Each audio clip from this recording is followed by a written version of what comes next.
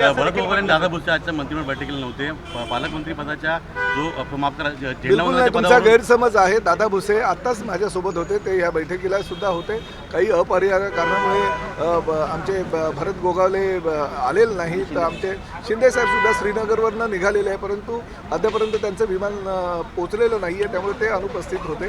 त्यामुळे असं काही कोणाची नाराजी वगैरे असायची काही कारण नाही. परंतु एक गोष्ट मात्र नक्की, हे जो 15 ऑगस्टचा झेंडावंदनाचा कार्यक्रम आहे हा पूर्ण राज्यासाठी ज्या ज्या जिल्ह्यामध्ये पालकमंत्री नाहीत त्या जिल्ह्यामध्ये कुणी झेंडावंदन करावं यासाठी काढलेलं आहे. त्यामुळे पालकमंत्री वादाचा आणि याचा काही विषय नाही. गेल्या वेळी आधी तटकर यांना झेंडावंदन करायला दिलं होतं, यावेळी गोगावलेंना द्यावं अशी मागणी होती शिवसेनेची. नाही, अशी काही मागणी होती. आमची मागणी स्वतः पालकमंत्री पदाचीच आहे. आमची मागणी ही पालकमंत्री पदाचीच आहे आणि पालकमंत्री भरत गोगावलेच होणार याची आम्हाला खात्री आहे.